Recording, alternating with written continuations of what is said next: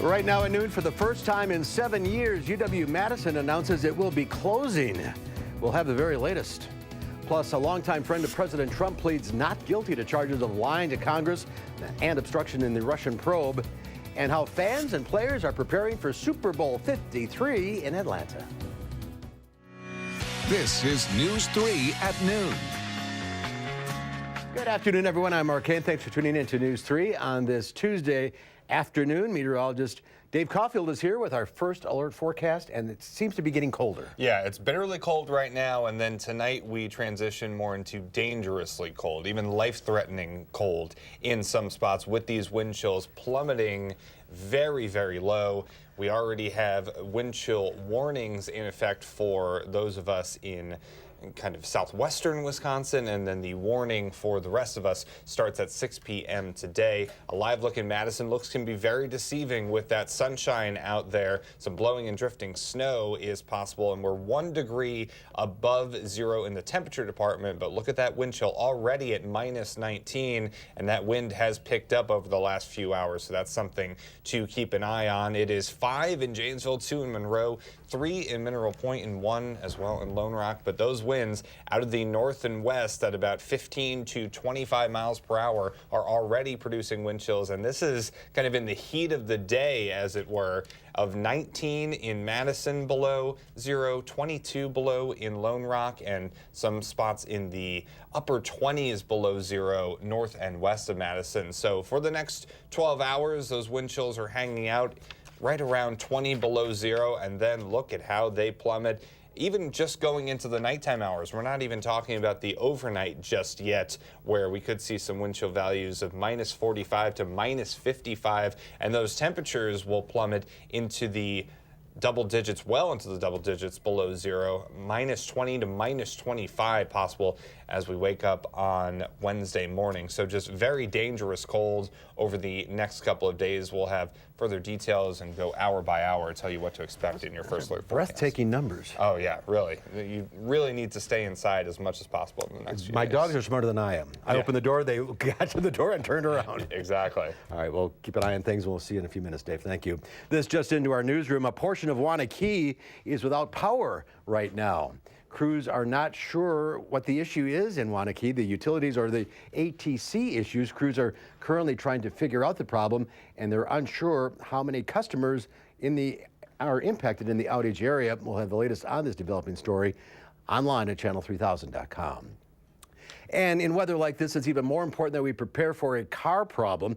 The biggest thing, make sure your car is up to date on its maintenance, has the correct oil, and a battery that's not more than 3 years old. AAA recommends making sure that your gas tank is full as well. And before you turn your car off tonight, make sure you shut off the heater, the radio, lights, and unplug your phone charger. Then in the morning, your battery will be able to give everything it has to turn on the engine. If you park close to an outlet, you can plug in a battery warmer overnight to help your chances of getting the car started. We have these and more hacks on channel3000.com. And in response to the extreme temperatures, UW-Madison announcing it'll be closing. UW-Madison tweeted that it is canceling classes, events, and campus activities beginning at 5 o'clock this afternoon through noon on Thursday. Earlier this morning, students at the UW had started a petition asking the chancellor to cancel classes due to the extreme cold.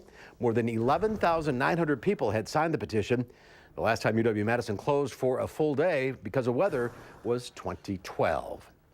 The Adams County Sheriff's Department's phone lines and 911 lines are down. Officials ask anyone looking to contact the Sheriff's Department or 911 to call 608-403-8206. In other news, a longtime informal advisor to President Trump appeared in court today on charges of lying to Congress and witness tampering. His attorney entered a not guilty plea on his behalf. Nicole Killian has more details from Washington. Roger Stone, a longtime friend and advisor to President Trump, arrived at federal court in Washington, D.C. this morning. Stone is charged with 1 count of obstruction of justice, 5 counts of false testimony, and 1 count of witness tampering. But Stone says special counsel Robert Mueller didn't charge him with colluding with Russia for a reason. There is no Russian collusion. I had no collaboration with WikiLeaks. I'm not charged with conspiracy. Believe me, if they could have made that case, they would have. Roger Stone's court appearance follows comments by the acting attorney general, who says he's been briefed on the special counsel's probe. The investigation is, I think, close to being completed, and I hope that we can get the report from Director Mueller as soon as possible. Special counsel Mueller will hand off a final report to the attorney general when the investigation is complete. It will be up to the AG to determine how much of the report is made public. But a new bipartisan bill in the Senate would require the Department of Justice to release the full report to the public. What's really important here clearly is the need for transparency and the public's right to know. Attorney General nominee Bill Barr will only say he'll release what he can based on the law. Nicole Killian, CBS News, Washington. And Senate Majority Leader Mitch McConnell seems unwilling to bring Senator Grassley's bill up for a vote. Democratic U.S. Representative Gwen Moore says she has cancer and it's in remission. The 67-year-old Moore announced today during a congressional committee hearing that she's been battling small cell lymphoma for the last 10 months.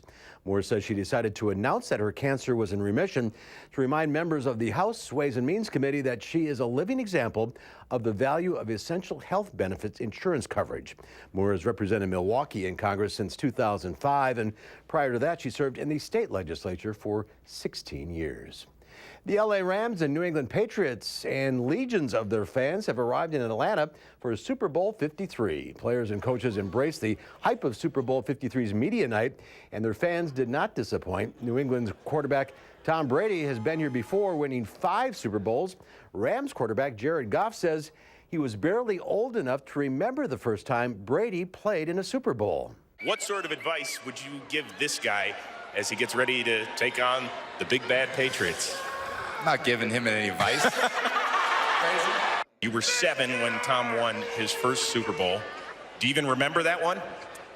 To be honest, I don't. No, I was too young. I probably wasn't into football at that point. 7. 36 Patriot players have Super Bowl experience. Just 4 players do for the Rams. And singers Aloe Black and Tim McGraw will headline pregame festivities for the Super Bowl. Portions of their performances will be televised live on CBS. Coverage of Super Bowl 53, including the pregame events, begins Sunday night at 5 o'clock right here on Channel 3 and CBS. There's more to come on News 3 at noon. I'm next. We'll see what Howard's working on in the Mr. Food Test Kitchen. The big game is right around the corner, and that means we need to be armed with all sorts of munchies. Well, today, we've got one that combines 2 of our favorites.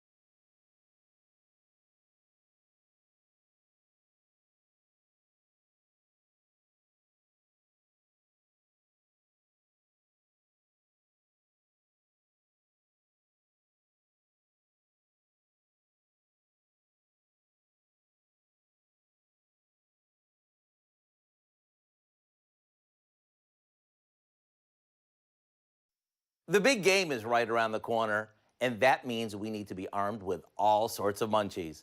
And rather than serving the same old things, how about making something that promises to be a hands-down winner since it combines two of our all-time favorites, buffalo wings and mac and cheese? Let me show you how easy. We start by combining a package of frozen mac and cheese that we've thawed, along with some diced cooked chicken and a bit of buffalo wing sauce. After this is chilled, using a small ice cream scoop, we scoop it onto a baking sheet, like this. Then into the freezer they go. When they're rock solid like these, we dip them in an egg mixture, then roll them in seasoned breadcrumbs and place them in hot oil until they get crispy and golden. And yes, you can make these ahead of time and simply warm them up in the oven.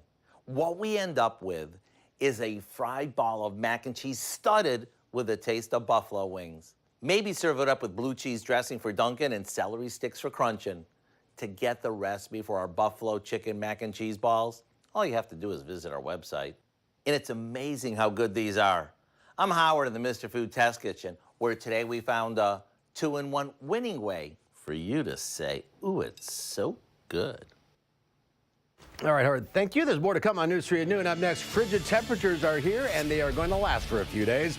Meteorologist Dave Caulfield has your first alert forecast when we come back.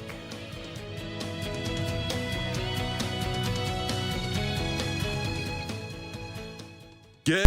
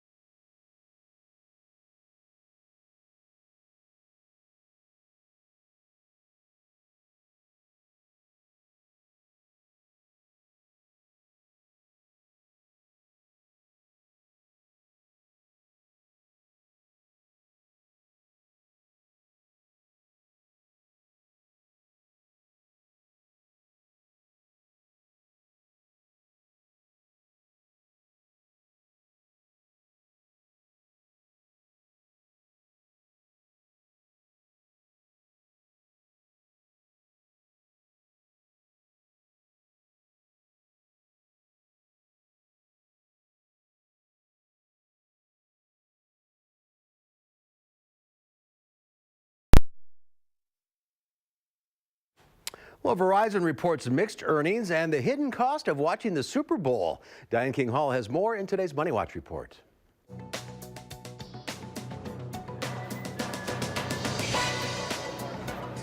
The Federal Reserve begins its latest two-day meeting today. The central bank will discuss strategy around monetary policy.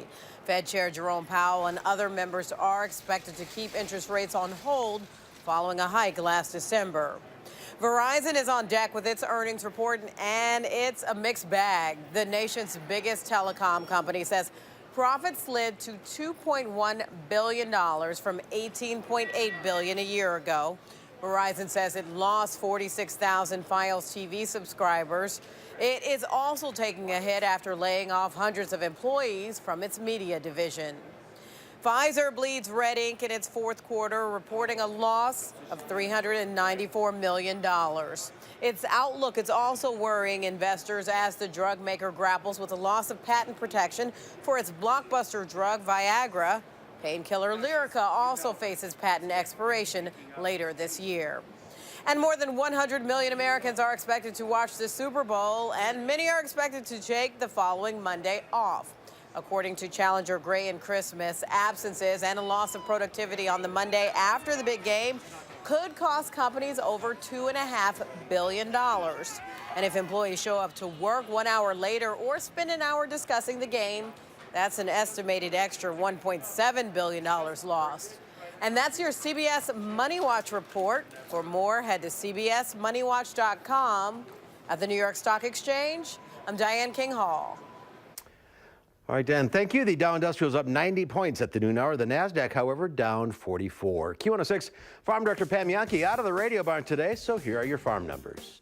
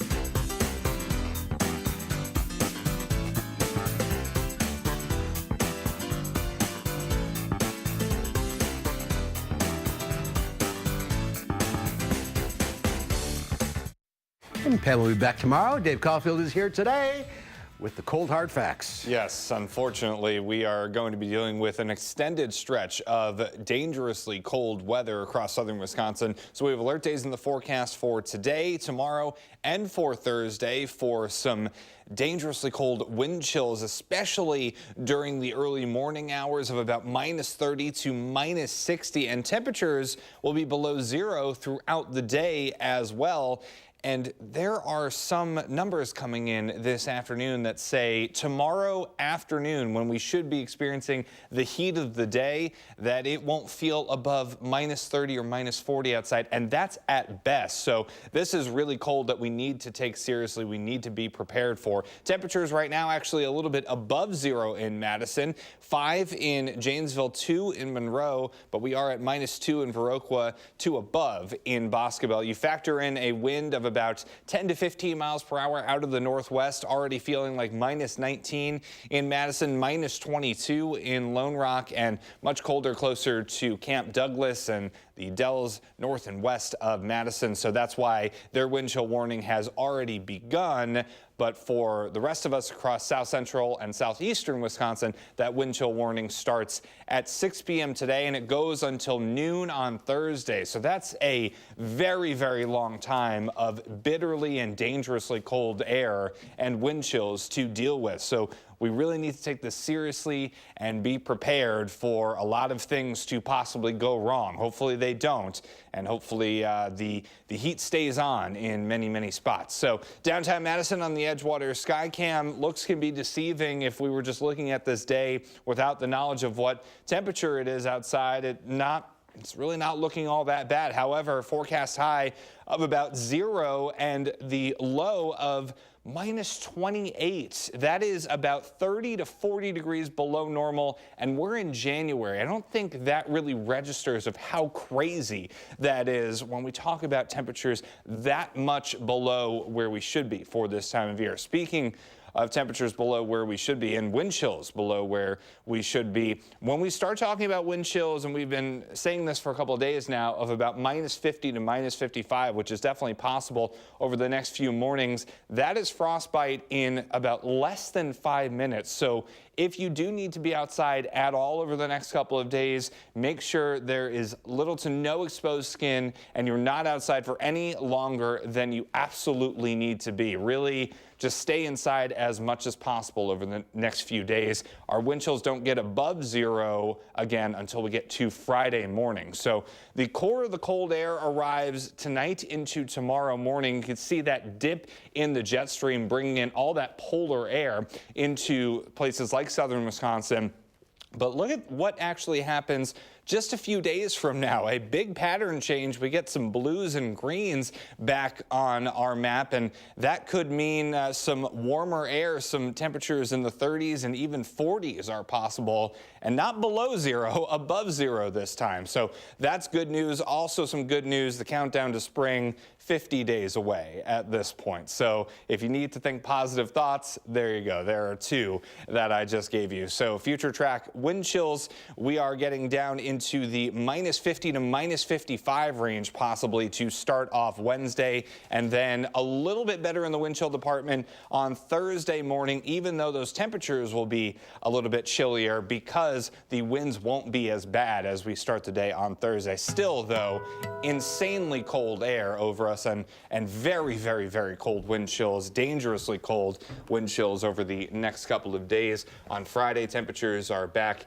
in the teens, and then the 30s return for Saturday, Sunday, and Monday. One day at a time. Yes. This is as cold as it is in the Arctic Circle. Yes, so that air is being transplanted over us, and it will kind of stick around for the next couple of days. All right. Maybe get some Caribbean air. Yeah, let's go the other that way. would be nice. All right, thank you, Dave. There's more to come on News 3 at noon. Up next, how Chicago police officers helped save a man who fell through the ice in Lake Michigan. That's coming up.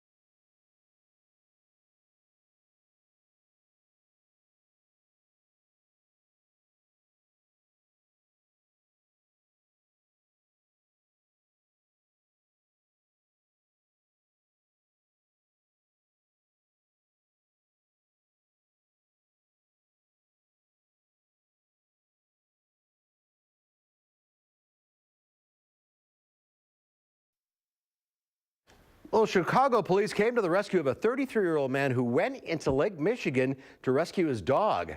The dramatic rescue of him was all caught on video. As Sheriff Schulte shows us, officers formed a human chain to pull the man out. Trapped in 34-degree water surrounded by ice walls, seconds counted as a 33-year-old Chicago man desperately waited for help. On Sunday afternoon, he took his 9-month-old dog, an American Eskimo mix, to Foster Avenue Beach. The dog ran off and fell into the lake. His owner jumped in after him. The man was able to rescue his dog, but he couldn't get out. He managed to call 911, as did a passerby. We saw the dog come over the ridge. So, you know, at that point, we're like, there's a dog, he must be over there. And I think that's when he heard us, because then he started yelling, help me, help me, help me. With quick thinking, Sergeant Alex Silva grabbed the passerby's dog leash to rescue the victim. He was standing in water up to about chest high, but he was numb. He couldn't hold anything, and he couldn't climb out. There was no way to climb out. It was just sheer ice. Silva threw the leash to the man. Behind Silva were 5 other officers anchoring themselves on the ice to form a human chain to prevent Silva from going in. There was just no time. I know that in cold water, the time that we got there, that this guy's not going to last a few more minutes. Body cam video capturing the moment the victim was rescued. He said a number of times, I would have died. I would have died. So there's no doubt in my mind, had not been the officer's been in the right place at the right time, coupled with great teamwork and smart thinking by using the leash, we would have been having an entirely different conversation. He is a lucky guy. Unbelievable. Unbelievable. It is. All right. Yeah, don't go in the water. Yeah, that's for sure. And this is unbelievable cold that we're talking about over the next couple of days. Already down to about -20 in the wind chill department in Madison. Colder to the north and west. Wind chill warning starts 6 p.m. tonight for southern Wisconsin. And you can see why those wind chills dipping into the -30s and -40s. Be very careful if you're going outside. Don't if you don't have to. We'll see you back here at 4. Have a great afternoon.